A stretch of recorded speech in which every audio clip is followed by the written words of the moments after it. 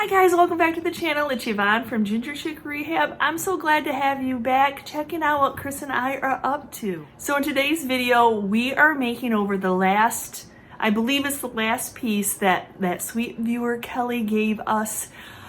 Yeah, so we have a cabinet, a hutch that I guess, I was toying with it. I knew it had some needs. I thrifted one from a Goodwill. We did that one over first because it didn't have any needs, and it kind of is just sitting in our booth. Nobody's purchased it yet, and that happens. It just takes the right person at the right time looking for that one piece to fit in the space that they have. So on this cabinet, when I'm out thrifting, I could not help myself, but I love ironstone, I love Crocs, and I can't stop picking them up. Poor Chris. So in today's video, we are making this cabinet over for me to add into our decor. Stay to the end. I'll be doing a little bit of decor tour because you know what happens when you add a new piece of furniture into your house, you have to change things around.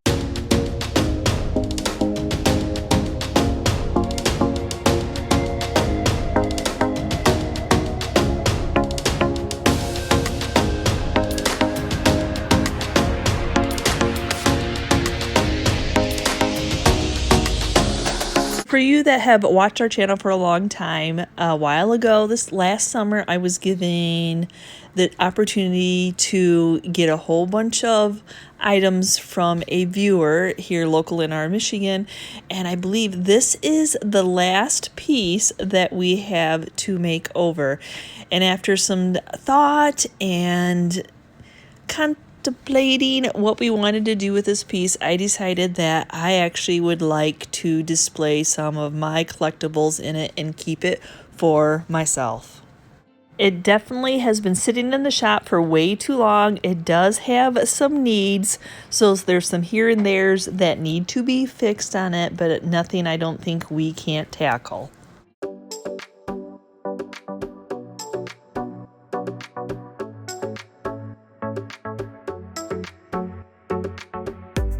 I'm not sure if Kelly herself had fixed this or if this is the way that she had got it or not. I'm not really sure. I don't know the story. All I know is that we got it from her. So actually there was some Durham water putty on this to fill in some holes, but it actually needs a support.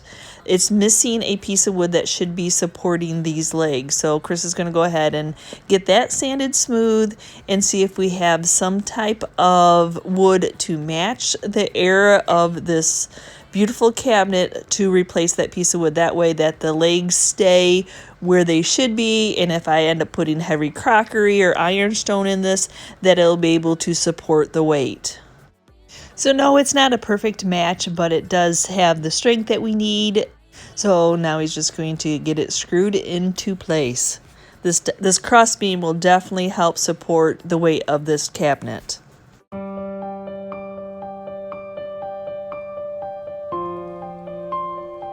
So to hide that this was a new piece of wood put on there, he's just put a little bit of wood filler on there, let it dry, and now he's sanding it smooth.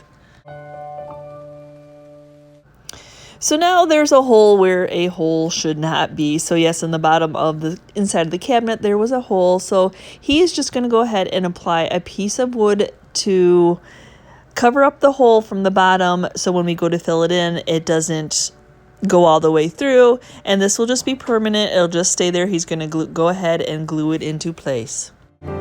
Now to deal with some of the missing pieces of the veneer on the outside and that big hole in the inside, and I just feel the best product for that, with as big as they are, is just Bondo. So I'm going to mix up some Bondo, which is, it'll work out wonderful, but I'm always guesstimating on how much I'm going to need, and I've had this can for a long time, and I'm finally getting down to where I can see the bottom. So a little bit scooped out, a little bit of the hardener to harden it up, and then you need to start mixing it together and then start to work fast, because as soon as it starts to get mixed, it starts to harden.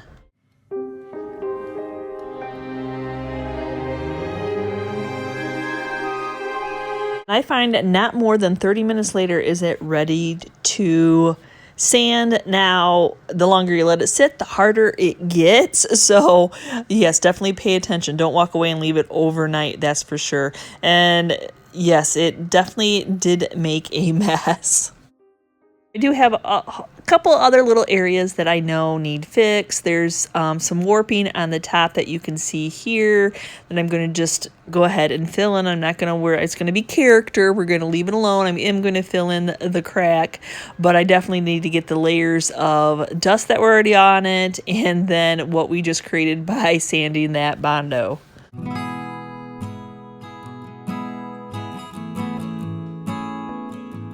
Even though when Chris was cutting this piece of wood, it looked like it was going to match, but to match that rounded edge, he had to sand it to give it that look. So I know that just staining it is not going to match that aged stain that was already on there. So my idea was some antiquing wax and some cocoa bean by Dixie Belle to mix the two together. I think I might get a little bit more of a closer match to what I'm looking for to match this stain. At first I thought, okay, well, I'll just put it on and then wipe it off after it sat a little bit, but that just still did not match. So the decision was made. I'm just going to paint it on and leave it on and let it dry. I think that is pretty close as I'm going to be able to get. To make it really match, I'm going to go ahead and paint that same mixture over the entire legs. I want these legs to stay brown. I love the detail of these legs. And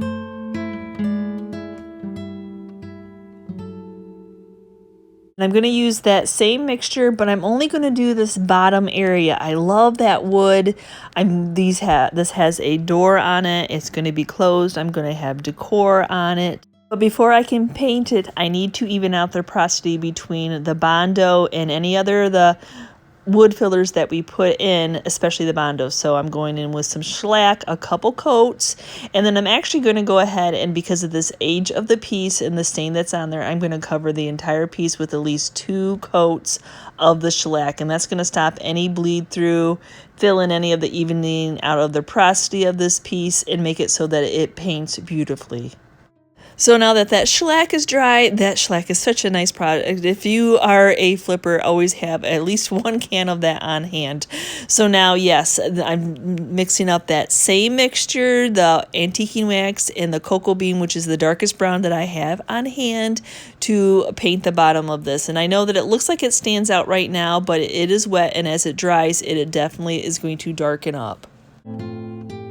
To paint this piece, I love that contrast of that dark brown stain and that dark brown wood with this Kills paint and primer and this flat white. It's just a nice white. So yep, I taped off the back. I'm not going to worry about painting the back, but just to protect the back so I can get that nice clean line, I always put some tape on there because I never can guarantee that I'm going to be nice with my brush. Even when it's a piece for myself, I'm still not going to slack in how I take care of it. So yep, so just going in and getting all those little details, and I'm so super excited that we're finally to painting this piece white.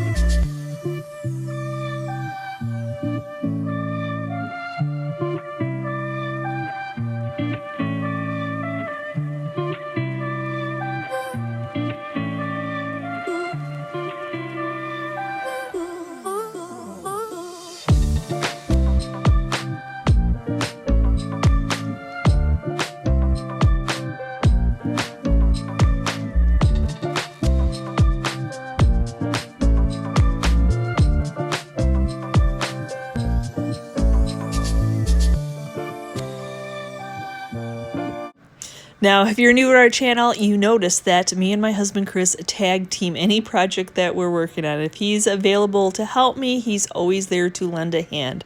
This is definitely a family affair. So he's putting the second coat on, and it actually ended up taking 3 coats to cover. I did have to do one of the sides. I must not have got my second coat of shellac on, so I had to do another coat of shellac. But that's the nice thing about that shellac is that you can, in the process, if you see some bleed through, you can spray it on, let it dry, and proceed on painting. There's really not a lot of hardware, just some hinges, and the key is actually the doorknob to this piece. So just going to freshen up after a nice bath for these hinges and screws. Going to give them a good coating of Rust-Oleum paint and primer in the flat black and seal that in with some polycrylic. Now that's the one thing about white. If you have a crevice, a hole that...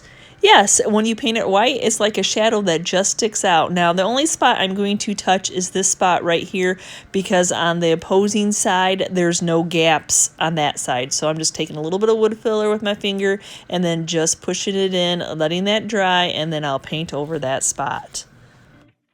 Now, Chris is going to go in and sand and distress a few of the sharp edges, make sure that this piece is nice and smooth. I love the details of sanding down to those what's underneath and letting those details pop by distressing them. That is always a personal look, and it's one that we absolutely love.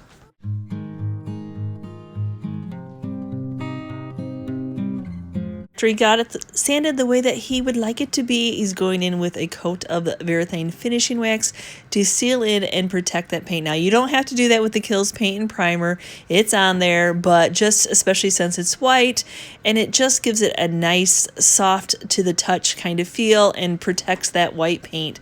So yes, the bottom does not completely match, but it is good. I am happy with it. So I'm glad that I'm keeping this piece myself. I was a little unsure if you would go to resell it since I don't think I could completely match that up, but I am happy to keep it for myself. So yep, he's just replacing that door. We did not paint the door. I absolutely love that dark wood with this white. I hope you all don't mind a little bit of a decorate with me because this is the area that I planned for this piece to be. It's not terribly large, but you know what happens. You have to rearrange, you have to take things down, and yes, so I hope you enjoy a little bit of a decorate with me as I change things out. So this is my dining room down in our basement. This is where I have all my crockery right now, but I really would like to put ironstone in this one and then put crockery in the upstairs. So that means I get to go back and forth up a flight of steps carrying all this crockery, a few at a time.